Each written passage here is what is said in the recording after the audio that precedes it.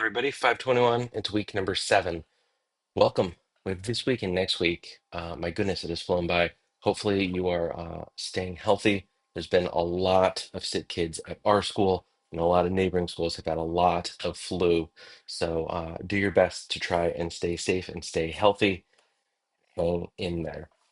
This week, we do not have an assignment due. You have the school equity reflection paper due week 8. So, get started on that. That would be a great idea. Unless you love to procrastinate, in which case, like, procrastinate on that, I guess. I wonder, question mark. Uh, you do have a discussion board this week. It looks at AI in education. I have some strong feelings on this one. I want to at least kind of tease the conversation to get you started. So, the discussion board asks you to share your school or district's policy around AI in education, and then gives you kind of a what if. So, the scenario is school A encourages and works with students to integrate AI into class projects, into kind of all the things. And then school B or district B bans it and says it is cheating and you'll be expelled. Um, Fast forward if we're to district 10 years, and what does it look like for kind of student outcomes with what they're capable of doing with the tools they're given, with um, kind of just the experience and skill sets they walk away from, comparing those two policies and how that plays out over several years of learning. Um, One thing I did, I've been leading this charge as the director of technology at our school. Um, and we're an independent school, so we have a lot more freedom to choose what to do or not to do, um, and not less oversight than a public school district. We still have a school board. If anything, there's kind of more oversight in that way, but there's kind of less bureaucracy traditionally. And so instead of saying we need an AI policy pretty quickly, particularly if we rewind a couple years when everyone's like, what do we do? Is Chat GPT cheating? Do we block it? And everyone's just like, and literally every day there was like a new massive leap forward with AI and how students and teachers might or might not use it. Um, Possibilities or, plagues, I guess if we're doing the sound. Um, and instead of saying we need a policy, I actually said, like, let's tap the brakes and not have a policy. Let's be curious. And I just was talking with each teacher and then was sending out, I hate emails, so not weekly emails. Every 2 to 3 weeks was sending out emails with the resources. Read this. Here's something to try for yourself. Here's a big list of stuff. Here's some other stuff to try. Um, Talking with teachers, administrators, parents as needed, which was a lot. And then this past summer and the summer before led a 2-day kind of in-service, we call them fellowships at our school, to do kind of a deep dive into AI and education, and really tried to steer that conversation, again through like a lens of curiosity and not fear. And where we actually landed was to not have a policy, um, which feels like a very admin-y thing to do. So maybe as an admin and the tech director, I should have done that. But instead, we looked at our school's core values, which are be kind, be curious, take risks, and be your best, and rooted our approach to AI integration in our school in those core values. So those are the kinds of things that every one of our students can name and that I feel like we genuinely live out. And so what that looked like was kind of highest level was we're curious. I think I've already said that like twice in this video, right? We're curious about this. We're going to try it out. We're not sure how it's going to work. Um, and then we actually broke into groups, and each group took a core value. So, like, what does it look like to be kind with AI in education, right? So, like, when you try something and it doesn't work, all right, like, teachers aren't going to grade you down. Um, Sharing with students, like, this is a new thing, we're going to try it. um, the lesson might be amazing, it might be terrible, let's find out. And then naming, like, we're going to be kind in this space. It's not like, oh, that didn't work, this was lame.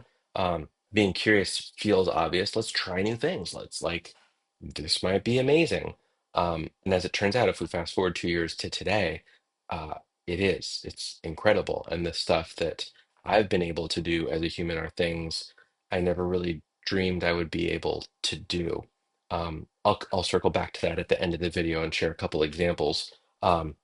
Taking risks, obviously, like let's give this a shot. Let's see what this is like. One of my favorite things you can ever do in a lesson, and my biggest recommendation for you out of this class is something I actually learned from Rushton Hurley. He's an educator in Santa Clara. Um, he is an amazing human to follow, has a great book. And one thing he shares in his keynotes is when he works with students and he's trying a new thing, he'll share, um, I don't know how to do this perfectly. This is new to me.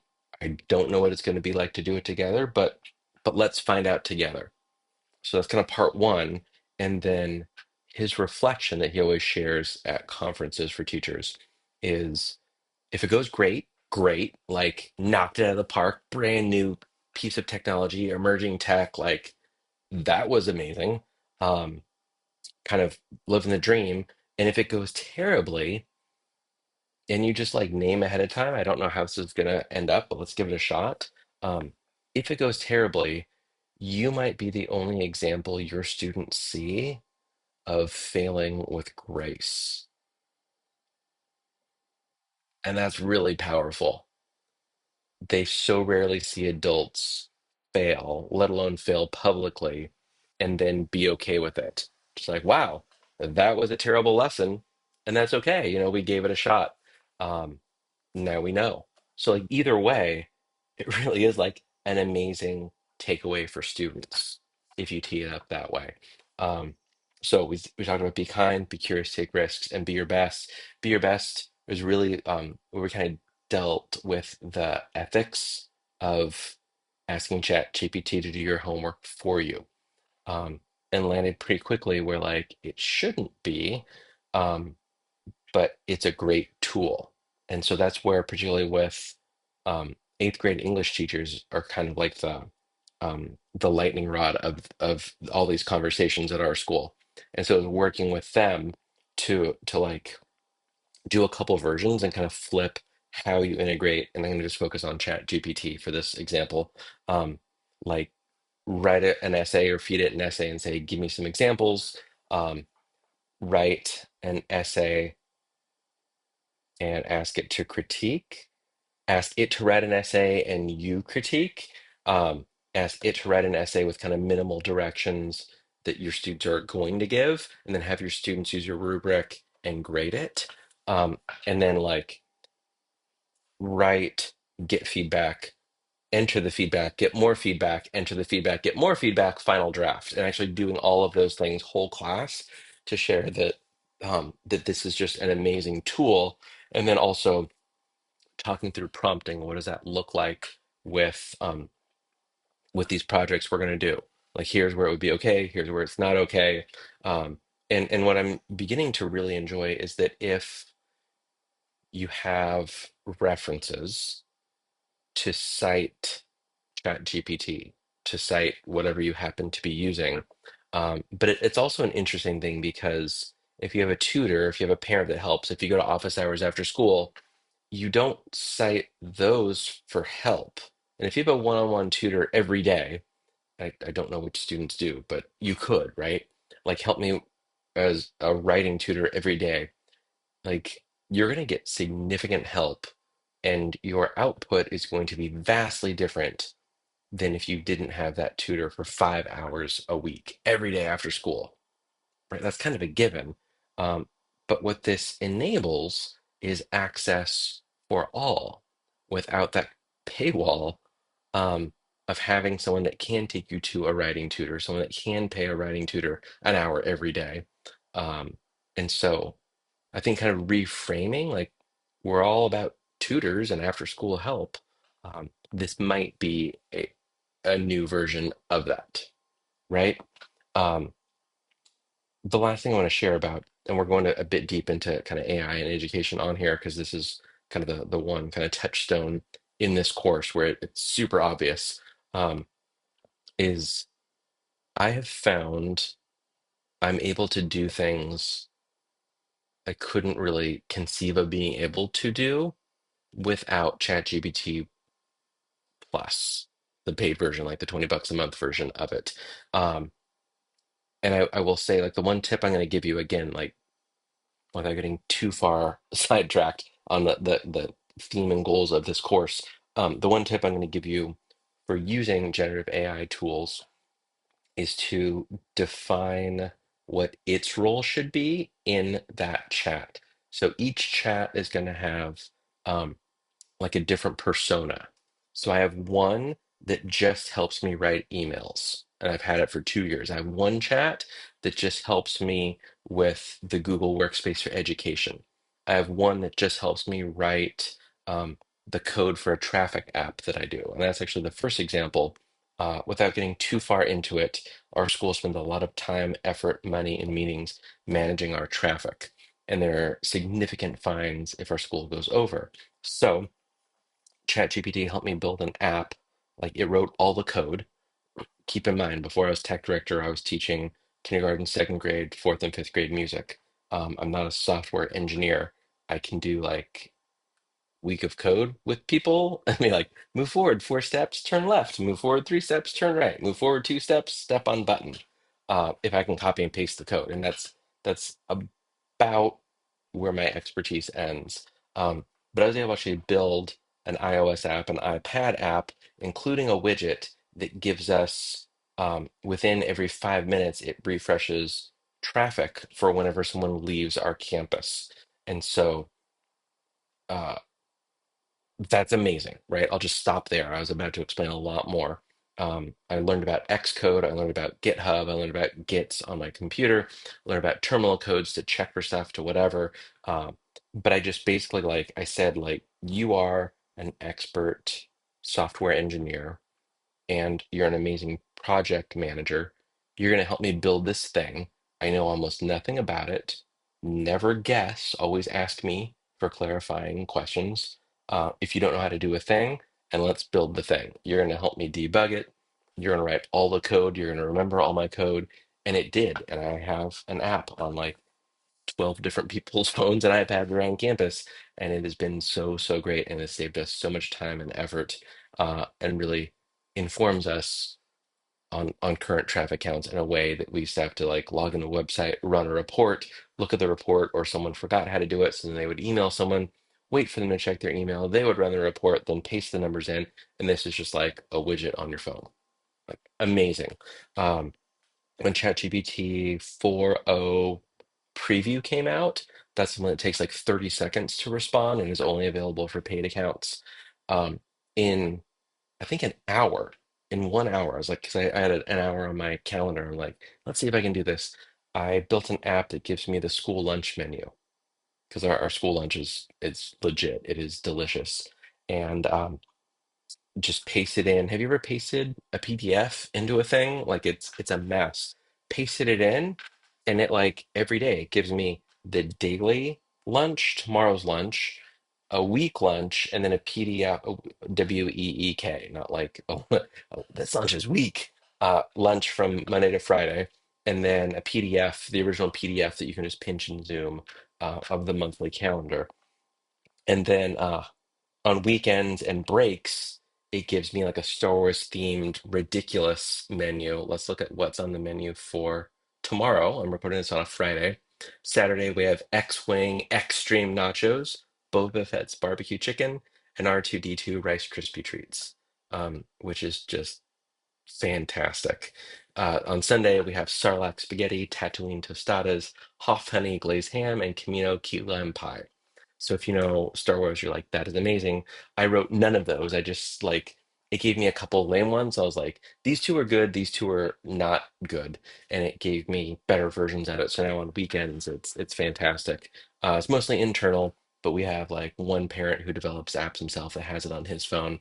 Um, and that is amazing. The last thing I'm going to say about AI education, we just had our school's talent show, and my two youngest kids in grades 4 and 6 actually both did kind of the same thing. They drew a piece of art um, using Procreate and then did a screen recording, time lapsed it. So they took like a 20 to 40 minute drawing, 20 to 40 minute video, we sped it up so it was about 75 seconds, and then there's no sound. So like we need music. And I was like, well, are you gonna write music? And they're like, I'm not gonna write music. My talent was the drawing, and the time lapse. And so I was like, all right, so what are we gonna do? Like, we're not gonna just be silent for the video.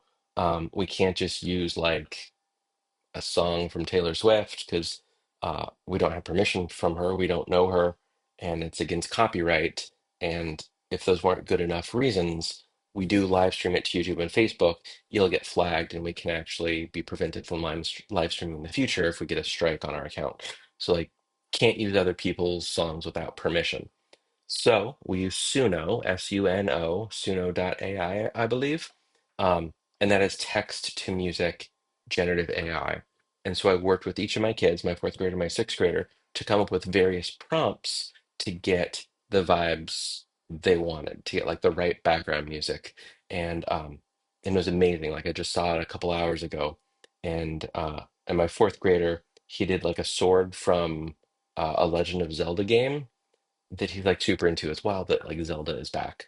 But did that and it was like, had like this like strong beat, boom, boom, boom, doo, doo, doo, doo, doo, doo, doo, doo, it's kind of like it wasn't quite like a chip tunes, like the 8-bit recording, but it had kind of that vibe. And people are like, yeah. And people are like, where'd you get that music from? And then my sixth grader did their song and it was like this super chill vibe, and she did like uh dark sky with like silhouettes of like a wolf howling with the forest. And even like one of the teachers was like, what's the name of that song? Like, I want to download it. And I was like, we wrote it on Suno. It's generative AI. Like we gave it the prompt, and it ended up being like chill, low piano tones, instrumental music, I think is where we landed. And we ended up doing like maybe 10 to 15 songs until we got one was like, that's the one. And then we worked together to trim it so it was exactly the right length as the song. And those are the things where I have written songs that I have actually produced music, but to do it with a fourth grader and actually have them give that much feedback and have it be that legit sounding like it sounds like a real song in that short amount of time was unreal. Like each of them, we spent maybe 5 minutes, and that would be even if I did it completely on my own, which defeats the purpose of it being their talent show act. It would have been me doing it for like 3 hours maybe to get like a good piece of music that's about a minute long. If I was rushed, I could do it in maybe 45 minutes, but to do it with a fourth grader and have them feel like it's theirs and do that in 5 minutes is amazing. So those are some ways that I think of things that just I'm using, um, that if we enable teachers to do that and then in turn enable students to explore tools like this, like for me that's so exciting and open doors for projects that are going to be so much more robust, complex, and rich than they otherwise would have been. So that was my very long kind of discussion board response to you. Uh, but check it out. Like, if you've not played with Suno, or like dug into kind of personas with ChatGPT, this would be a good week to kind of play with that. And then also with a lens of kind of the big picture of like technology access for all. And then what does that look like when some districts and schools ban AI use and punish AI use and police AI use? Um, what does that mean, access for all? Like looking at the equity piece with that. I think that's the next big conversation we're going to be having as schools. And yeah, that is all for week 7. If you have questions, reach out. Otherwise, happy week 7.